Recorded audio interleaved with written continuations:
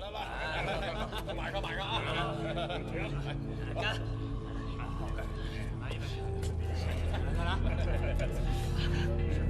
来，好，来，吃菜啊！哎，都晚上啊！来！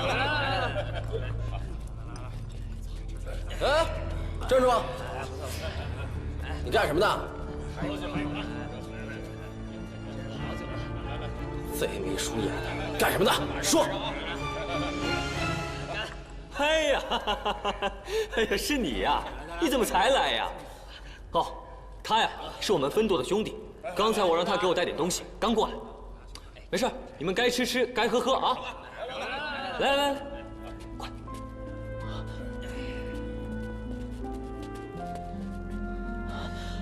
不是传信让你们毁掉中间的机关吗？怎么跑这儿来了？你是萧师兄吧？你是谁呀？你怎么知道我的名字？是我呀，我是张小凡。5年前我们刚到青云门的时候，是师兄带着我跟靖宇去见掌门的。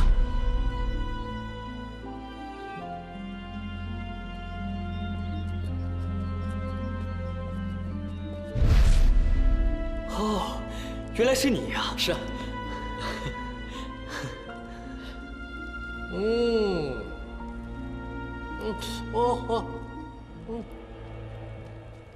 哎，家住哪儿啊？胡岐山。胡岐山？那不是鬼王宗的地盘吗？怎么跑到炼血堂来了？没办法，鬼王不待见我，我只好出来了。哼，出来的好，以后狗爷罩着你。多谢狗爷，狗爷千秋万代，一统江湖。哎，不过狗爷啊，我最近听说咱们炼血堂来了不少人质呢。哎，年老大那家伙吃饱了撑的，弄那么多人来，喂鱼呗。喂鱼是什么意思啊？总舵呀，养了一条千年血鱼，年老大陆陆续续弄了不少人来，就是喂它呀，那鱼都快成精了。是，那有什么用啊？据说啊，只要得到黑心老祖的宝贝，就能把那鱼身上的精气全都吸到自己体内，增长修为啊。到时候那可就牛大发了。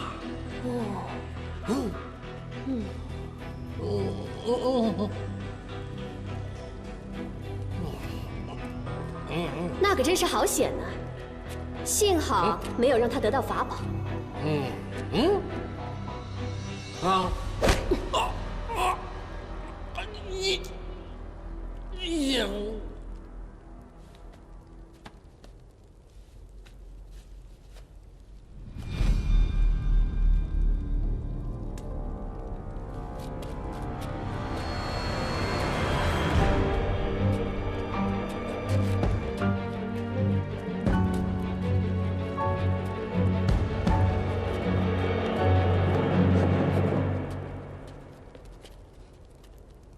张小凡呢？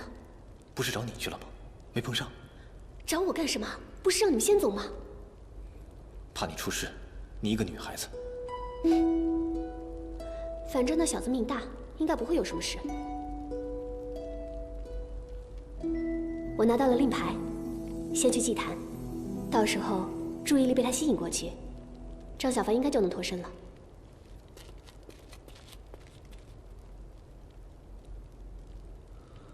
他的身份我也不太清楚。他不是青云弟子。我只知道他跟年老大有血仇，帮助我们闯过了血风林。事不宜迟，我现在去找那个女孩，你赶紧去找林师弟。哎，救人的是不是只有曾叔叔和陆师妹2人？是啊。本以为救人的是师叔们，所以在信中并没提起。看守人质的是头凶悍无比的妖兽。啊！完了！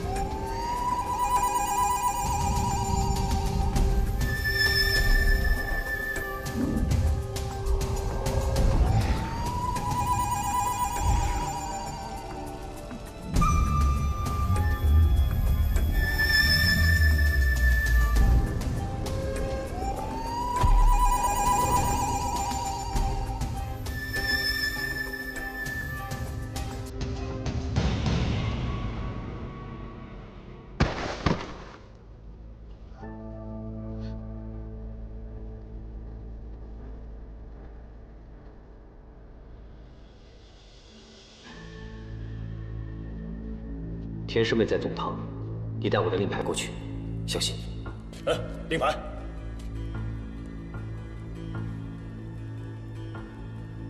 副堂主。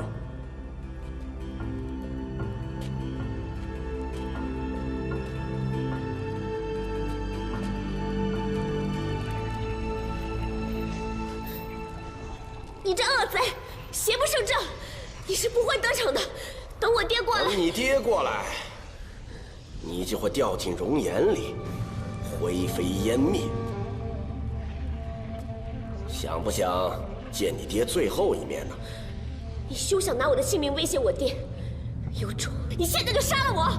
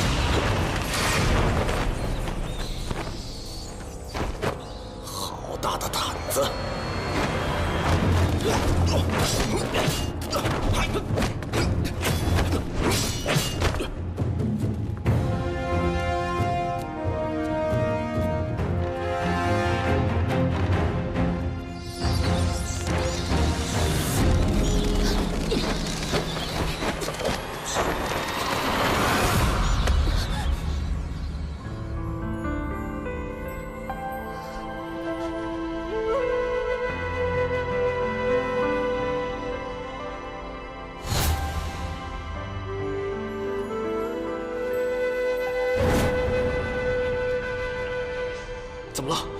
上来！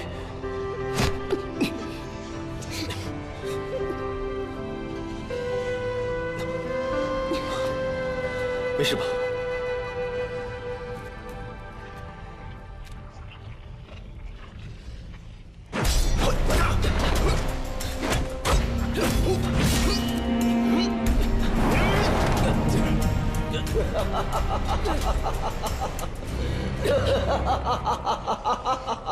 小凡，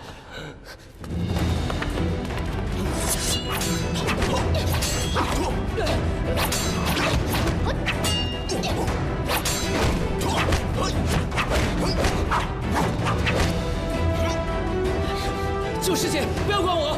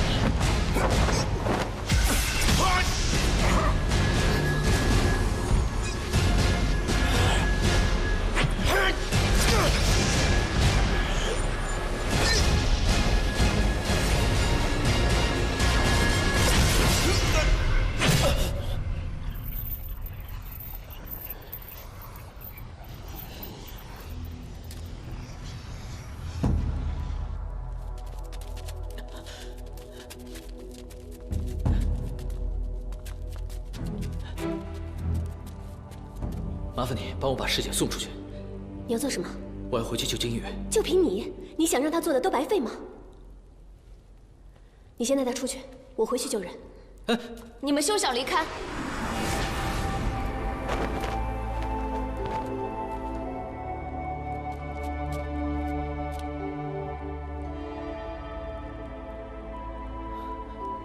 你是谁啊？碧瑶，你爹让我带你回去。幽姨，你先把太太带出去，我还有更重要的事情要去做。碧瑶，我找了年老大这么多年，我今天终于有机会报仇了。你不要这么任性。幽姨，你别再说了，我不会听的。碧瑶。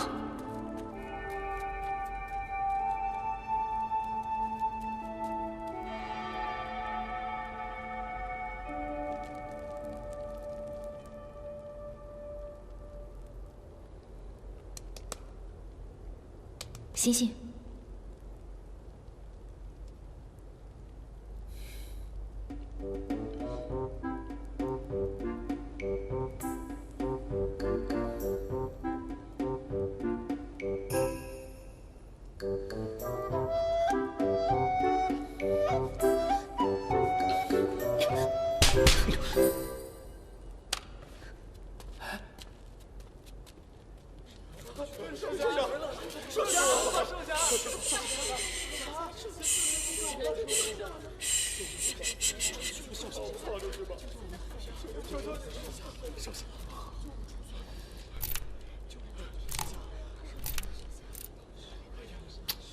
不行，这个太难了，还得算数呢。你带算盘了没有？别废话，我相信你可以的，快点。那这样，我要是把它打开了，有没有什么奖励？我给你左边一个耳光，怎么样？不是，你总得给我一点奖励，这样我才有动力，我才能打得开啊。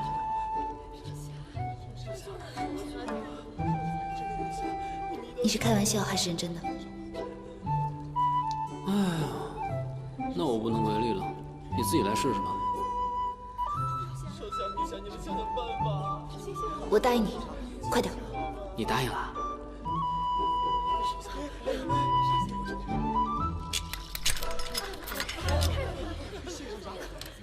哎，别招来人。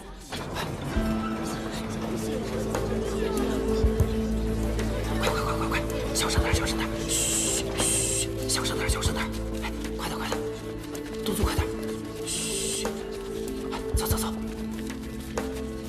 快走快走，你们先走。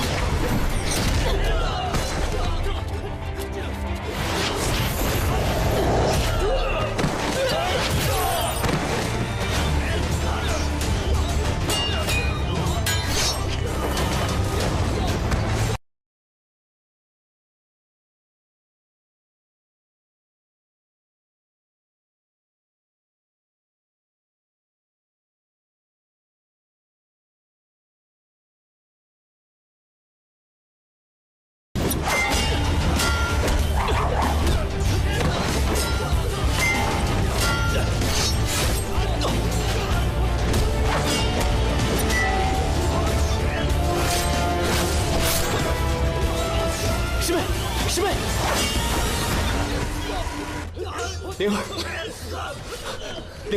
灵儿师妹，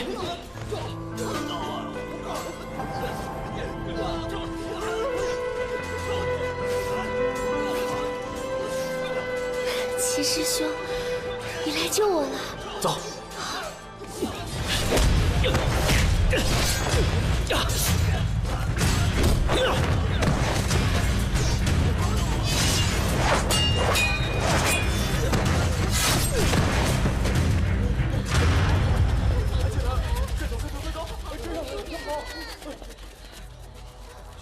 叔叔，你带他们先走，我在这里殿后。好。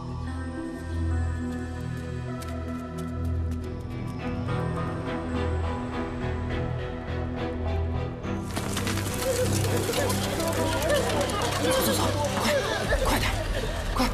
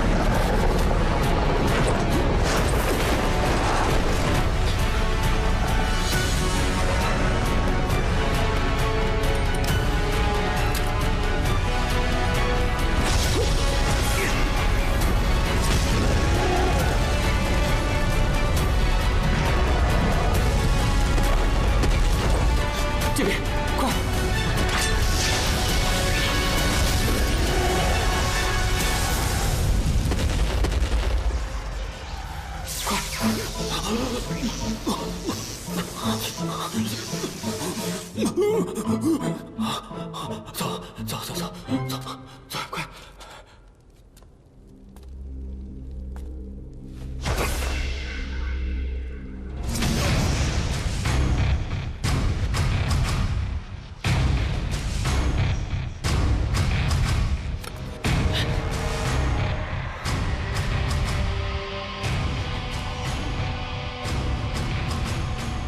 既然你送上门来，我就用你的血先祭血坤。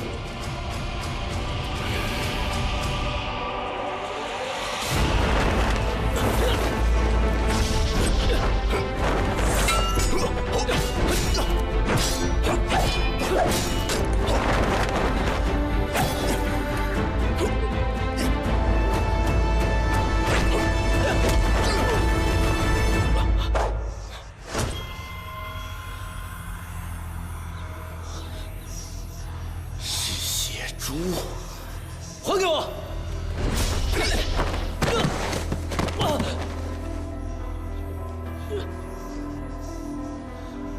踏破。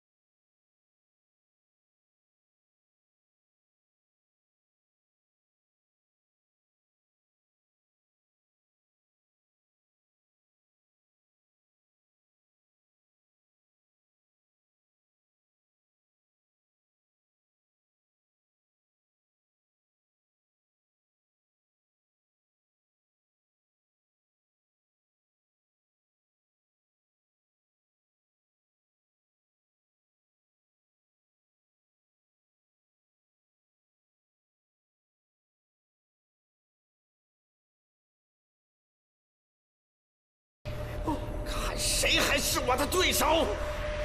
你去后门给我守住。是。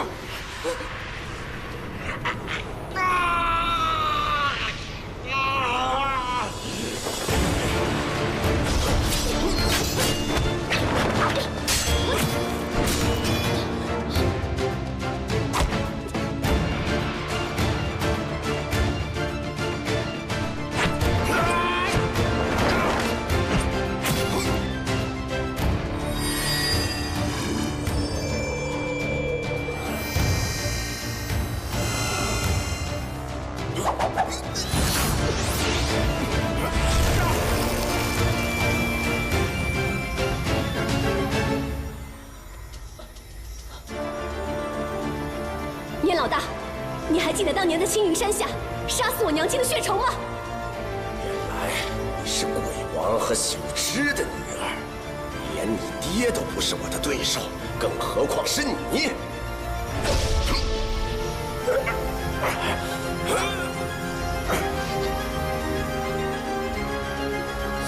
1000年了，黑心老祖强大的力量都是我的。今天要让你尝尝炼血堂真正的威力！呀！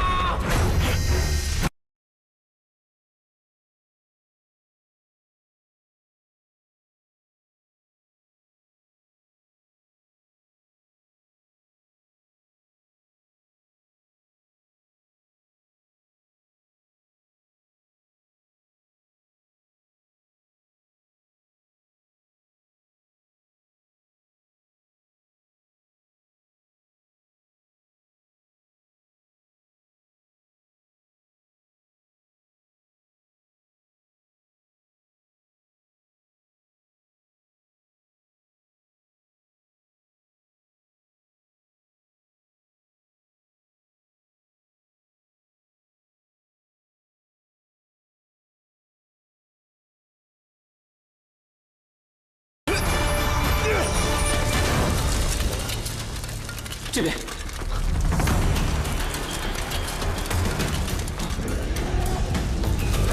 走。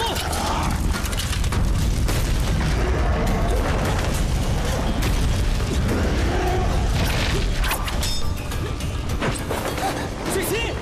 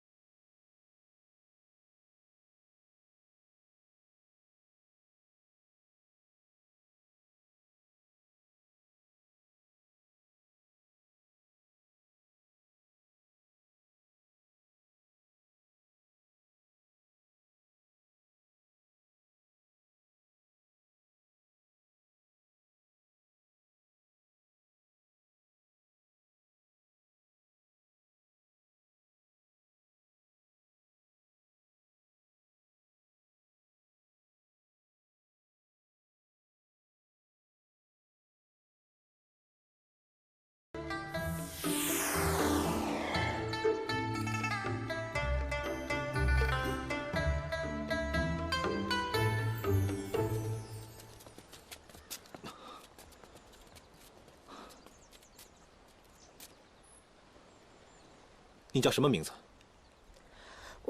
他叫碧瑶。小凡，你怎么知道？哦，杨老大说了，她是鬼王和小痴的女儿。你说的什么血仇，是在骗我们？没有啊，没错，我的确是鬼王宗宗主的女儿，我娘也的确是被年老大所害。若不是遇到一位恩人，我恐怕早就没命了。碧瑶，青云门的人来了。我有话想跟你说。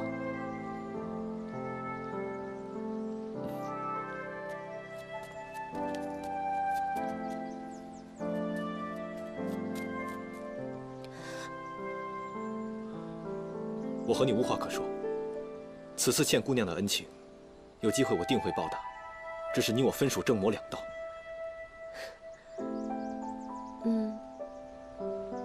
我只有一个问题想问你：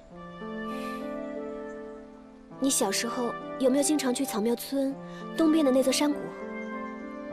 你问这个做什么？你回答我之后我就走。有。那你有没有救过什么活物？这是第二个问题。你怎么回事啊？我刚刚才救过你，用得着这样吗？有，救过一些松鼠、兔子什么之类的，记不清楚了。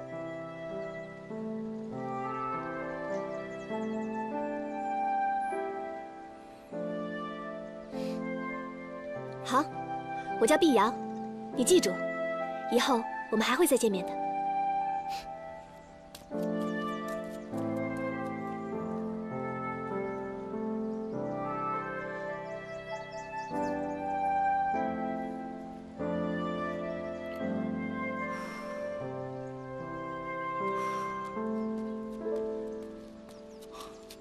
久等了。没想到他也是魔教之人。回去后千万别告诉任何人，包括你师父。放心，我一定不会告诉师父的。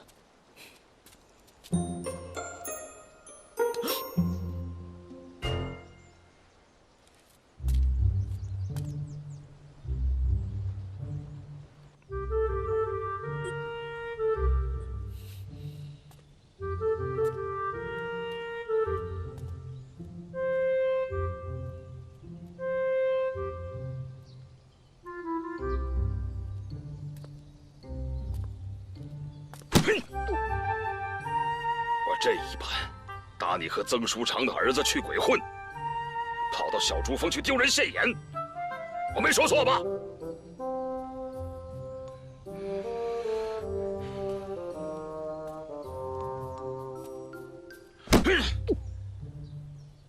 我这一盘，我打你学艺不精，不听师命，擅自跑到碧火天冰湖去，我说的没错吧？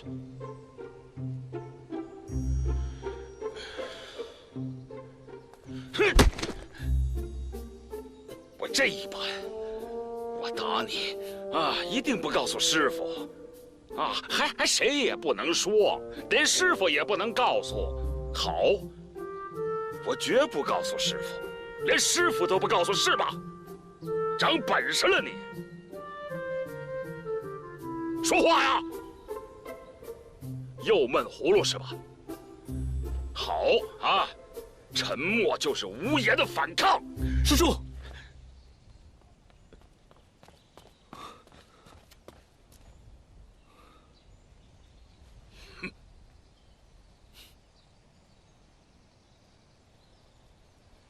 师叔请息怒。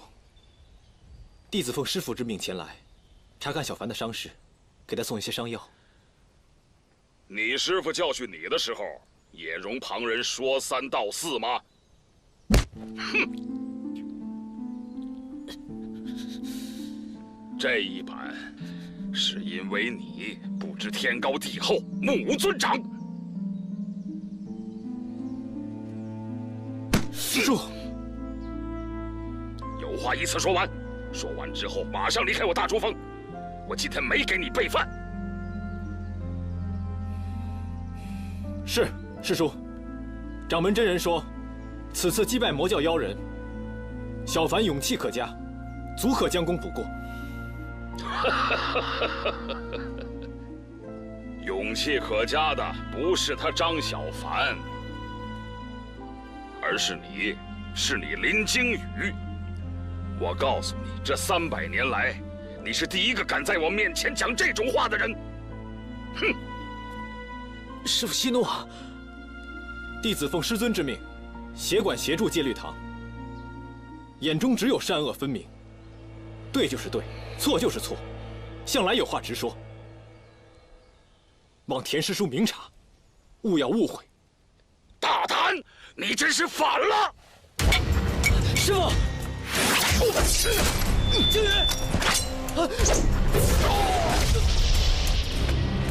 小凡，小凡，你没事吧？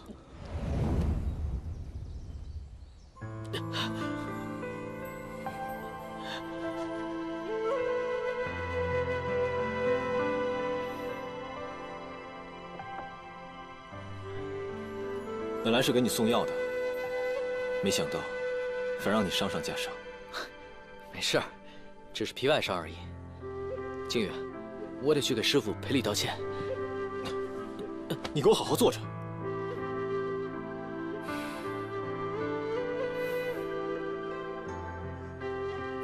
你老实告诉我，你师父是不是总罚你？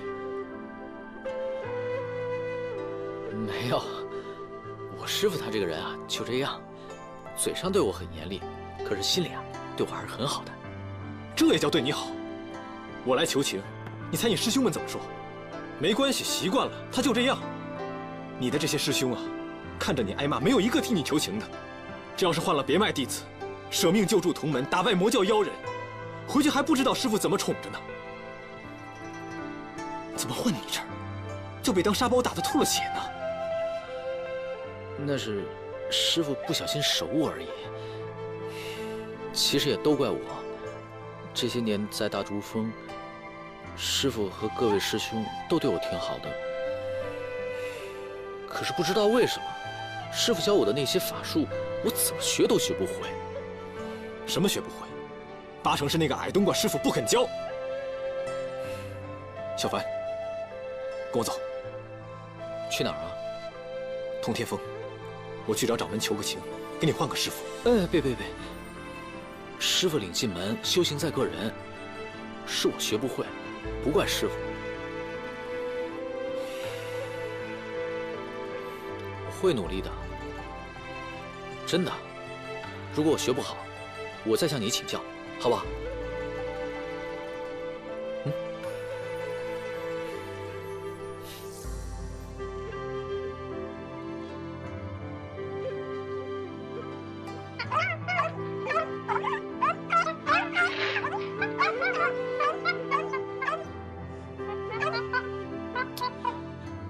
别闹了！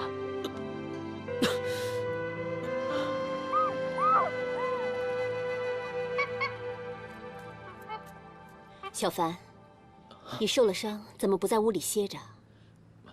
师娘，快把药吃了。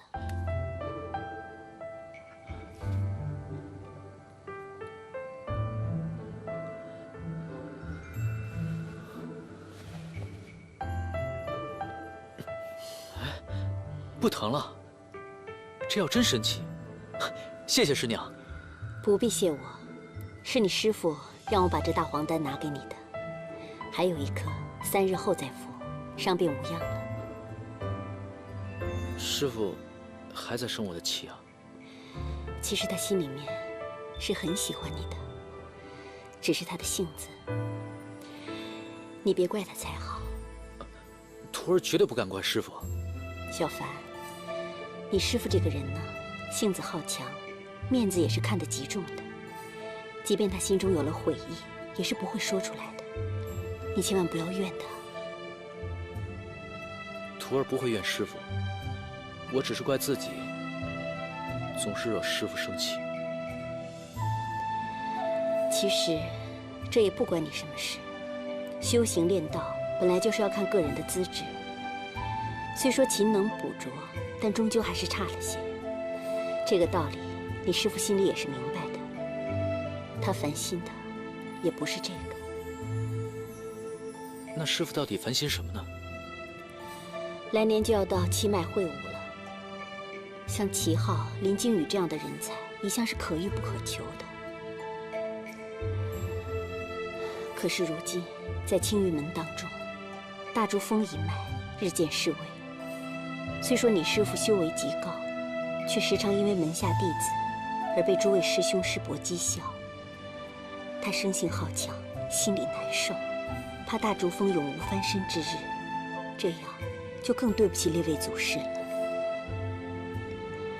这重担全都落在他一人肩上，在他心里其实是很苦的。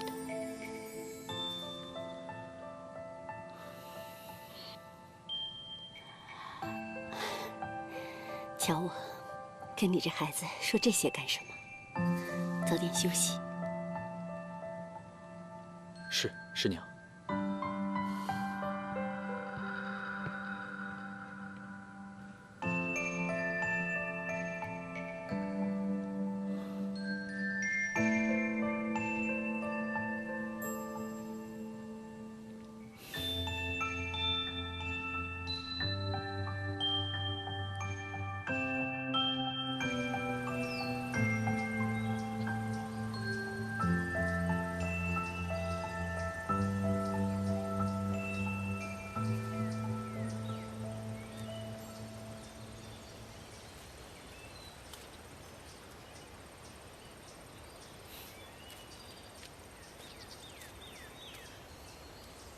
师姐，你来了。你在想什么？是不是还在害怕炼血堂的事啊？你师姐我是那么胆小的人吗？我是在想，怎么下山呢？又下山？你不怕又出事啊？我是去河阳买药，能出什么事儿啊？师姐，你受伤了？哎呀，不是我，是齐师兄。他上次为了救我受伤了，也不知道好没好。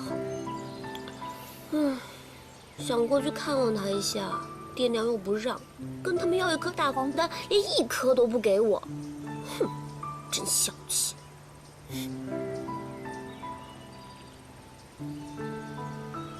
师姐，前些日师娘来看我，给了我2颗大黄丹。不是吧？那可是我爹的宝贝哎！我娘说，一颗大黄丹就要23种灵药炼制而成，功用神效。平日里各位师兄，包括我在内，都没有福气享用的。他居然给了你2颗，我爹是不是老糊涂了？还是说，他对你另眼相看？我看着也不像啊。一定是师父慈悲，见我受了伤，所以给我灵药。他老人家真是心胸宽广。我爹心胸宽广。哎呀，好了，我不跟你说了，我下山去买药去。哎，师姐，通天峰的掌门真人也在。齐浩师兄又是首徒，他那儿一定有好多灵药。或许他已经好了呢。别人送的药怎么能跟我送的一样呢？滴水之恩应当涌泉相报啊！当然要亲手送才好啊！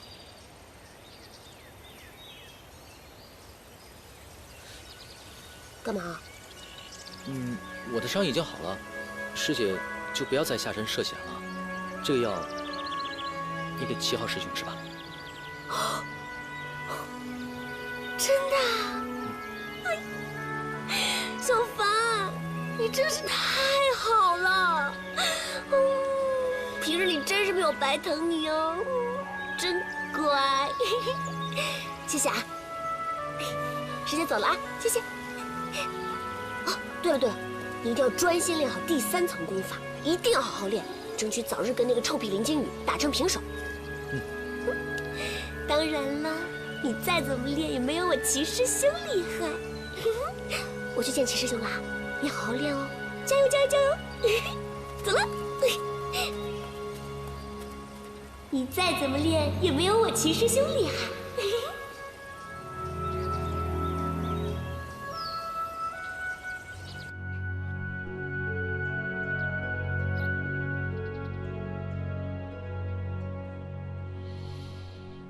堂堂大竹峰首座，竟然去和一个小辈拔剑。哎呀，你不懂，我那是想试试林惊羽的功夫。是功夫就是功夫，一掌把小凡打得吐血干什么？我不是让你给老七送药去了吗？哎呦，我这个徒弟啊，太不省心了。哎，灵儿呢？灵儿又上哪儿去了？这一天到晚的见不着个人影，早出晚归的。去通天峰了吧？他去通天峰干什么去？你说他去干什么？岂有此理！让人把他叫回来。那还有老七呢？老七不是跟他老是形影不离的吗？这些孩子呀，哎。老七，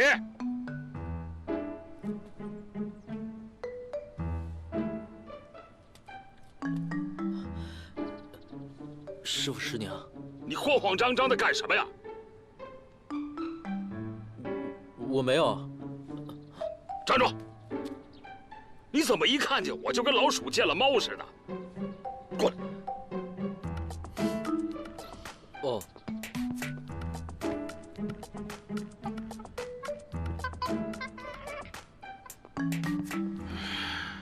老七啊，为师问你个事儿，你师姐这段时间提起过谁没有？没有。你看你这副样子，老七呀，你能不能像为师一样啊，这样玉树临风的啊，把腰杆挺直了说话？哎，对了，挺直了。小凡，灵儿有没有告诉过你她去哪儿了？我不知道。老七啊，你以为你不说，为师我就猜不着了吗？不是我说你啊，老七，你说你能干什么？练功不行，干什么不行？以后你将来准备干什么呀？啊？师傅，我想过了，我学不好法术，咱们青云门还有武道，我这辈子学不好法术，我就刻苦练剑。哼，练剑？那你练剑能是练法术人的对手吗？老七啊，我看你什么都别练了，你就到厨房把你那个切菜的刀法练好就行了。行了行了，哎呦，气死我了！哎呦，去，怎么回事？师傅，别，是小辉。老七，你记住了，别让我再看见他，否则你俩一起离开大竹峰。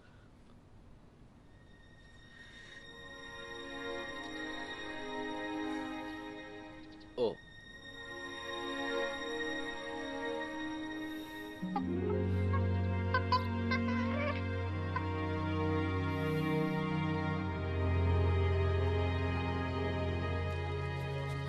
其实我都知道，靖宇从小就比我聪明。我娘说过吗？这个世上有最聪明的，就有笨的。人要有自知之明，人外有人，天外有天。能够承认自己不聪明，那也是一种聪明，是吧？我也知道我自己很笨。你看我，修行修不好，连讨师姐的欢心都讨不好。张小凡，你给我解释清楚啊！你在我爹面前说什么了啊？行啊你，看你平时老实坑坑的，没想到这么喜欢搬弄是非啊！师姐，我什么都没说，是师傅他自己猜的。那你不能帮我圆个场，就说我们在一起练功啊？啊！我刚一回来，我爹娘都把我骂得要死，说我天天去通天峰，我哪有天天去啊？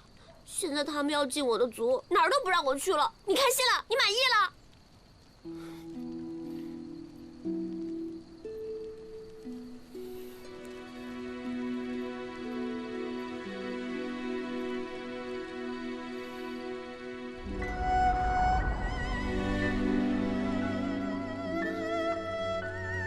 师姐，你能不能不跟齐师兄见面？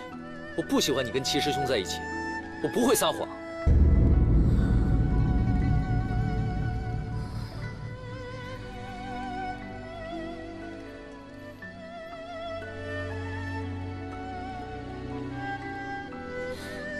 你要气死我啊！齐师兄怎么惹你了？我跟谁在一起关你什么事儿啊？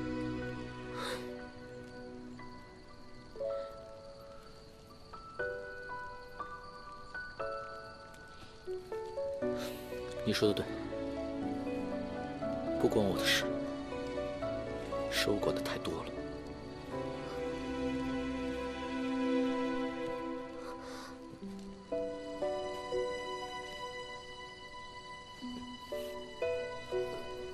好了好了，我信你什么都没说了。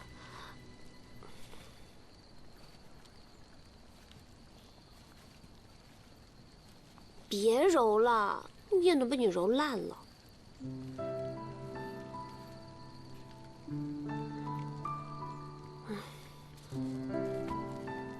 哎呀，这大晚上的，饭都放过了，你做饭给谁吃啊？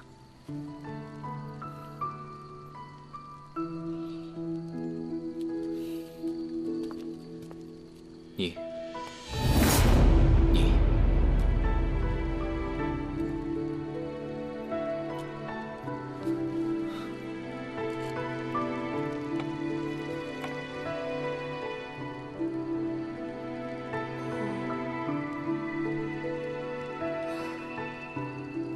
我刚好有点肚子饿，就来厨房看看有什么好吃的。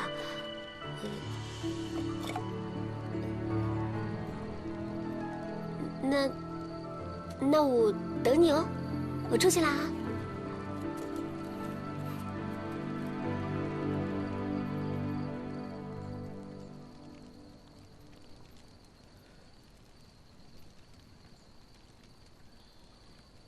你再怎么练，也没有我齐师兄厉害。嘿嘿。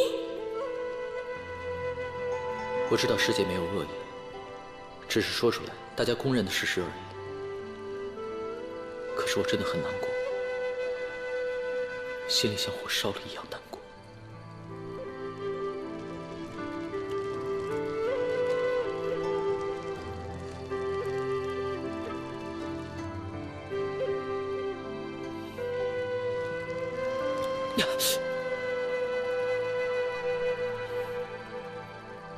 我真是什么事情都做不好，我真是笨死了。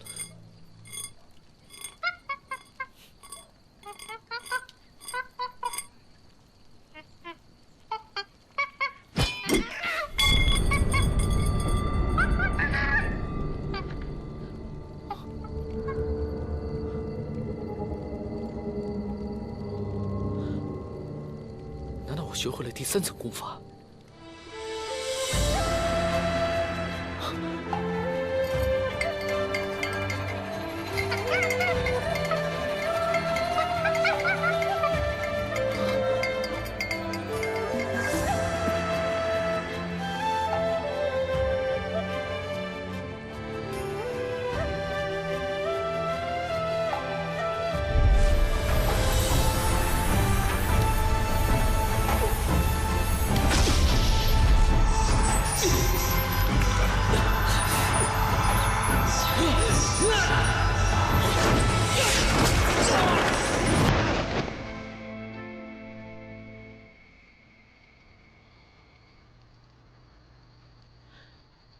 师父说过，法宝是认主的，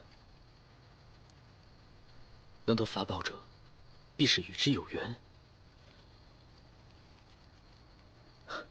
既然我能够驱使它，那是不是说明它就是我的法宝呢？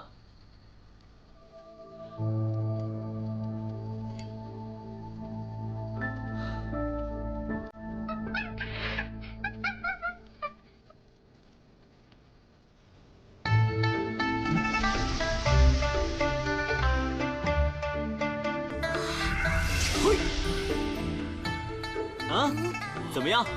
我说你外出历练就练这个法宝啊？不错吧？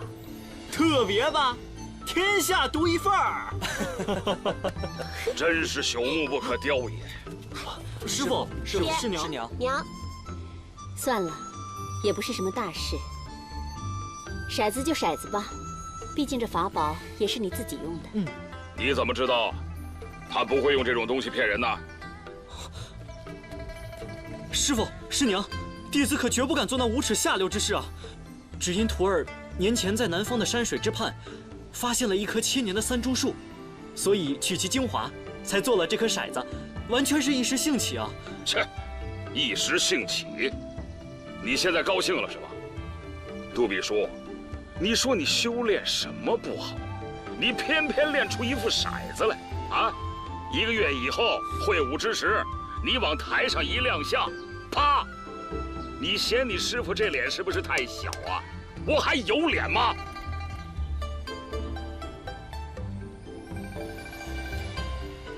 不易，这毕竟是他喜欢的东西，别去逼他。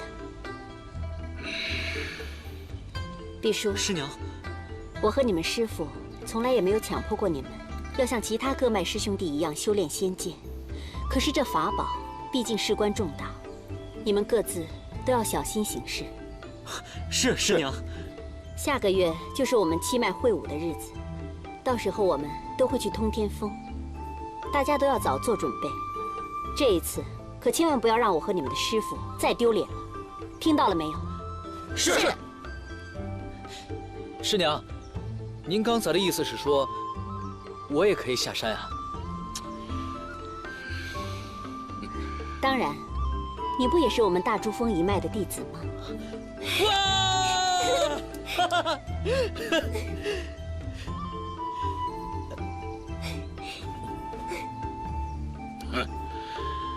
反正多一个不多，少一个不少，闲着也是闲着，哼，不用白不用呗。虽然我笨，但是师傅还是愿意带我下山长长见识。啊，到时候就可以见到鲸鱼了，还可以见到齐师兄了，哇！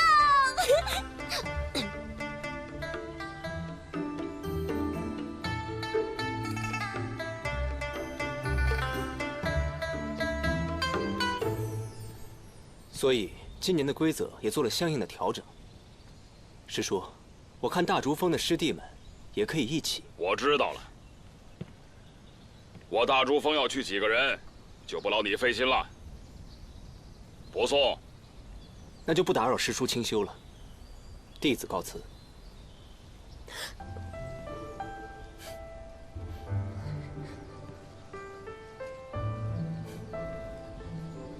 师妹。齐师兄，前些日子得你赠药，无以为报。我这儿有颗清凉珠，虽不是什么贵重之物，但是佩戴在身上，却有提神之效，全当谢礼。谢谢齐师兄。那我先走了。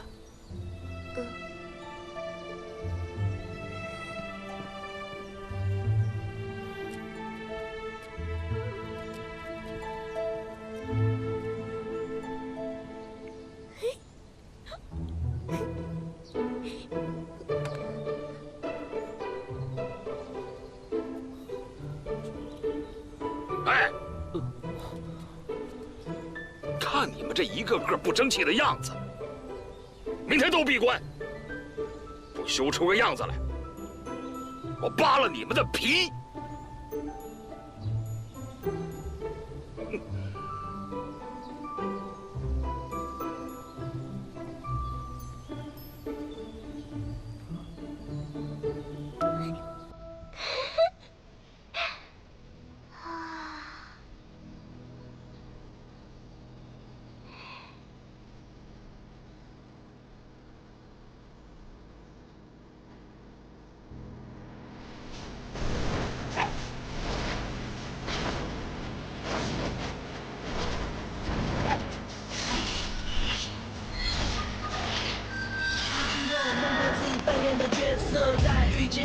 会不会羞红了选择前路？是什么套路？眼泪是时间沉淀。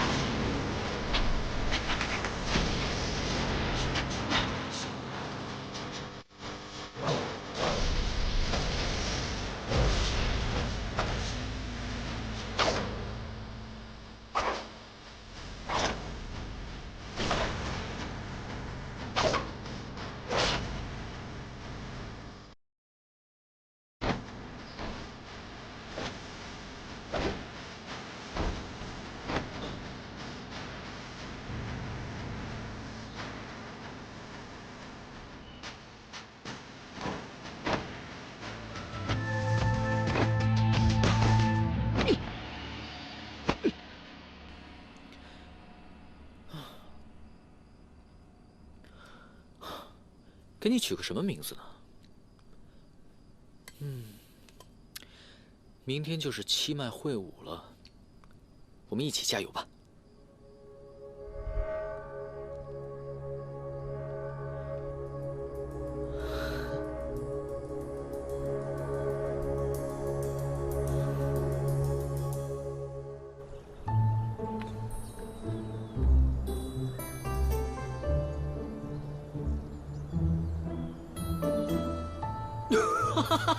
老七，你这个是什么法宝呀？小凡有法宝了啊？这不那烧火棍吗？你怎么把厨房的东西带出来了？这就是我的法宝，烧火棍。不会吧？师傅，娘，师傅您来了！你看看老七那个宝贝啊，整个一烧火棍，还不如我这个。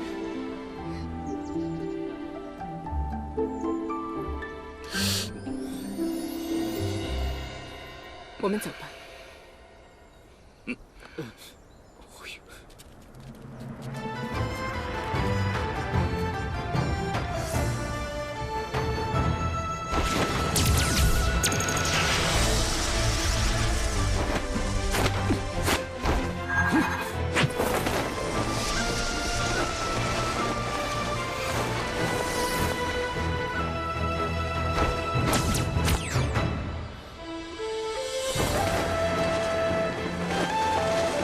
小凡，我带你。走。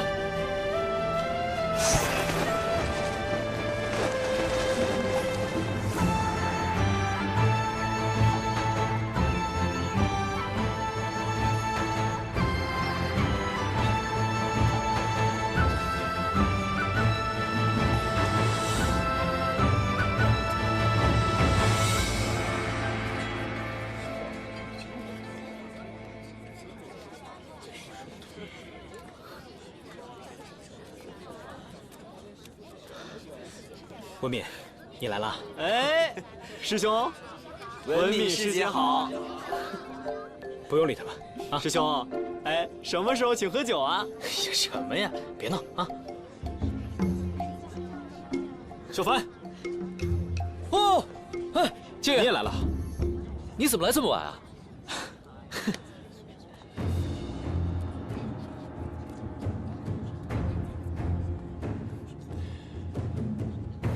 诸位师弟师妹，掌门真人与各大峰首座有令，凡参加七脉会武大事，上玉清殿说话。走吧。结果，我们过去吧。走吧。七师兄，好，师妹。我们又见面了。是。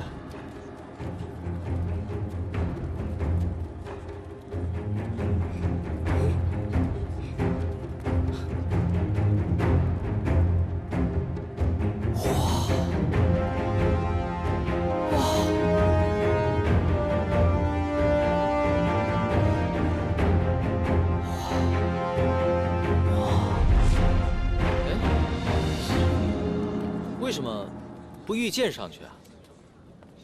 这你还不知道吗？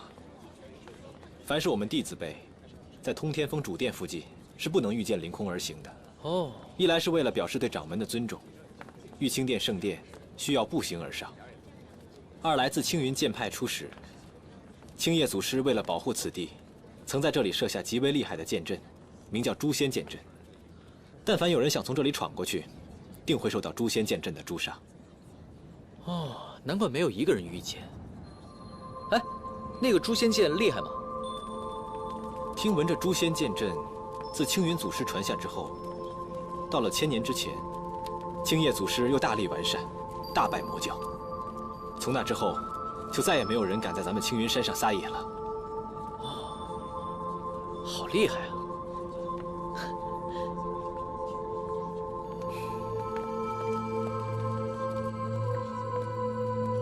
小凡，还记得我们刚来时候的遭遇吗？记得啊，当时淋了我一身的水，这么大一头怪兽，当时把我给吓惨了。我也是，那时候我还以为，这世上最大的动物，就是咱们草庙村的狗熊。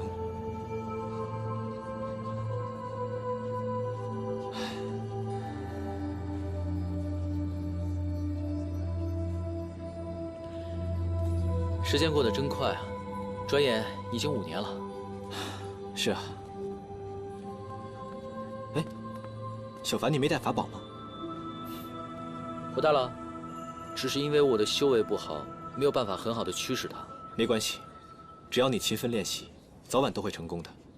这次啊，就当过来见识一下。见识一下？为什么每个人都这么说？我就一定会输吗？为什么没有人相信我努力了？我也是可以赢的。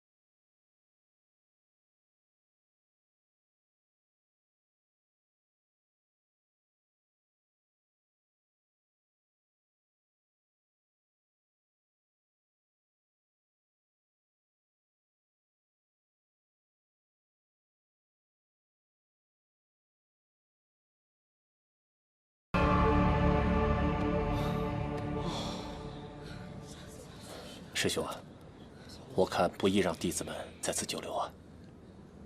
你先带他们上去，我去看看灵尊是怎么回事。好。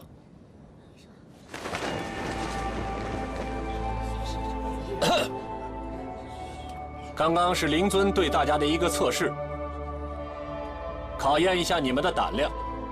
不过现在没事了，所有参加武士大会的弟子就按照顺序到玉清殿去吧。是。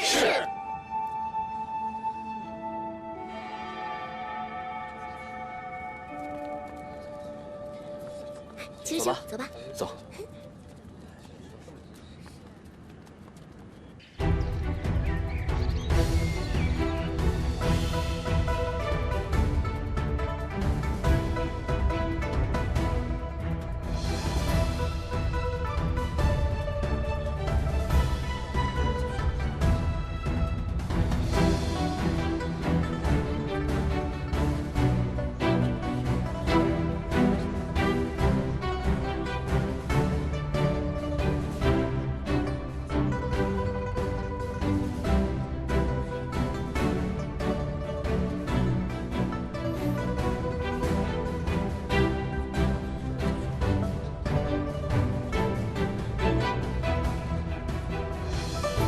掌门真人到！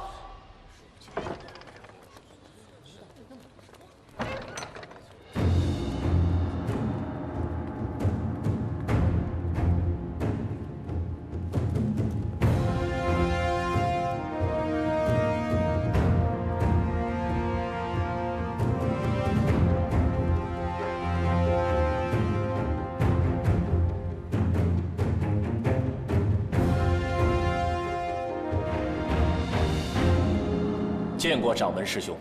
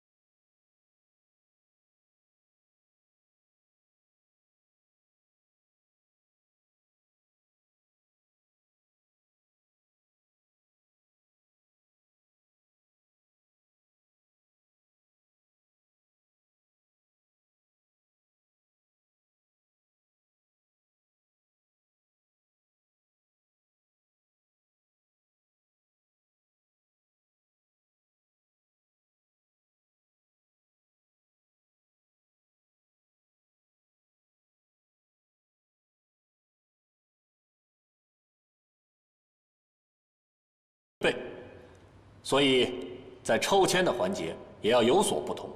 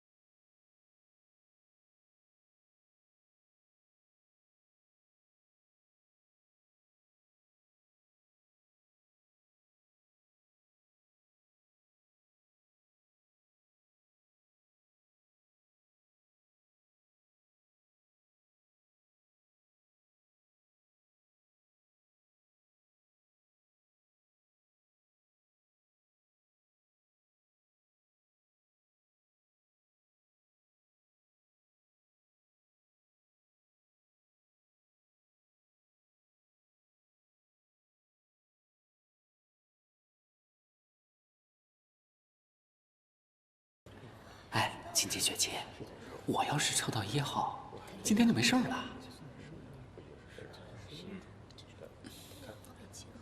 好了，我们开始抽签吧。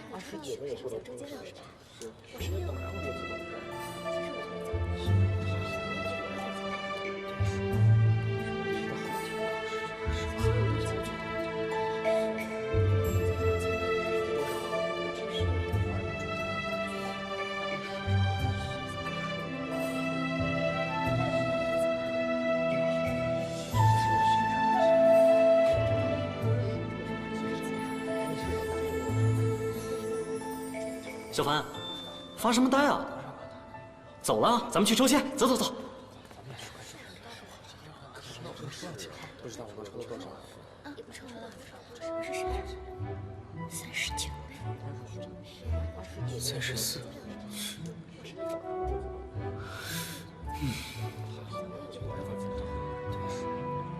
你们都抽中几号了啊？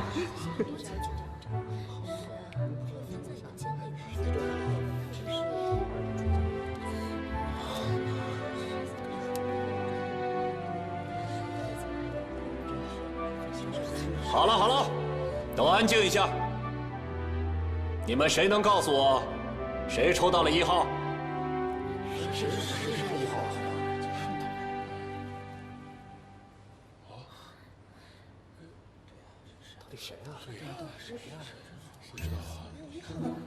不是啊，我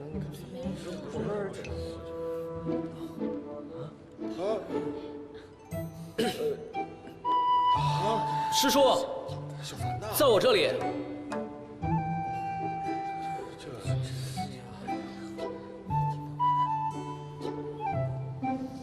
可以呀。走。行了，小凡，你抽到1号了。是啊，真的是1号。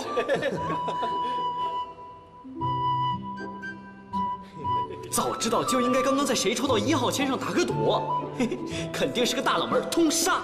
哎，小凡，反正你进入第2轮也没什么用，不如把这个签给我吧。哦，我说小师妹，别胡闹了，行吗？给我吧。傻瓜，我跟你开玩笑的。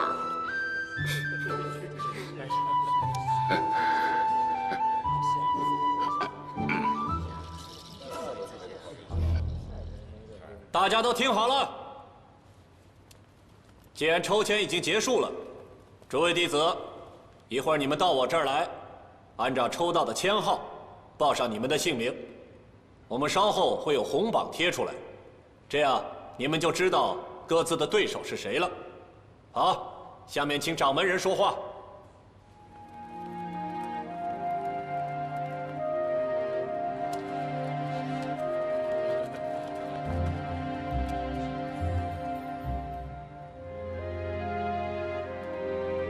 诸位都是我青云门中年轻一辈的精英，将来青云门中的各脉首座、长老，乃至我这个掌门人的位置，都很有可能由你们这些弟子来担任。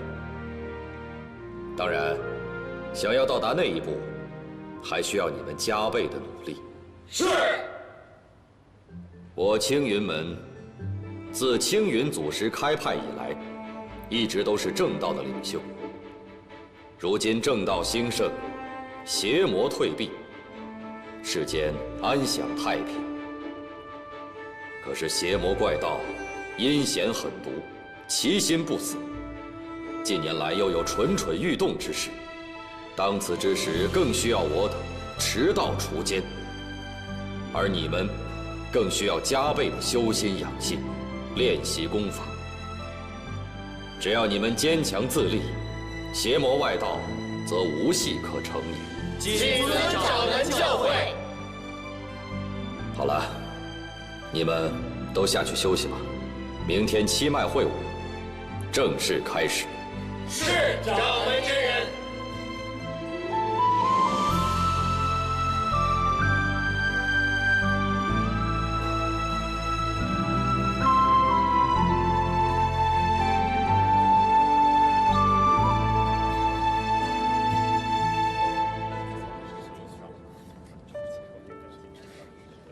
哦，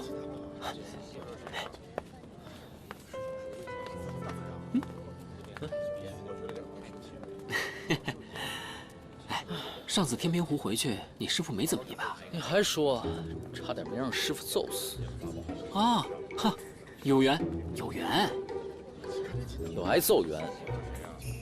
我一见你啊，就觉得你和别的师兄弟啊不一样。被揍多了，所以不一样吗？ 什么话呀？相由心生啊！你不会鼻孔朝天，眼睛长脑袋盖上，瞧不起人啊？上回去避火天冰湖，我也被我爹狠狠地罚了一顿，禁足到今天，憋死我了。哎，据说今天来的时候，灵尊发怒了，风云色变的。我来晚了，没见着，你看到了吗？看到了。奇怪了，灵尊这些年就喜欢打盹睡觉。 以前我拿灵兽逗他，他连甩都不甩我一眼。今天这是怎么了？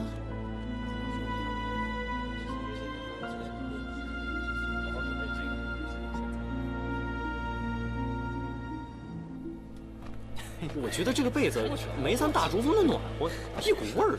赶紧。哟，各位师兄。哟，小凡来晚了。来。 把这个位置给我让开！未来七脉会武的冠军来了！得了吧你！哎，不行，别闹！我的位置别抢！正凡，小妹睡觉，过来帮忙啊！你。 睡。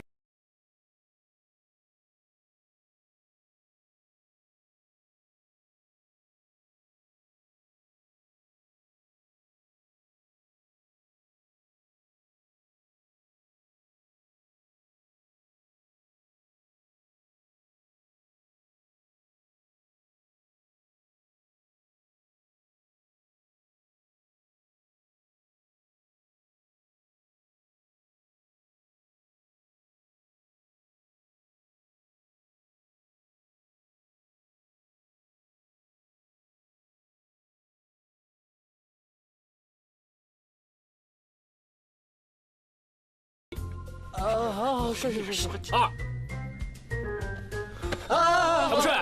睡觉。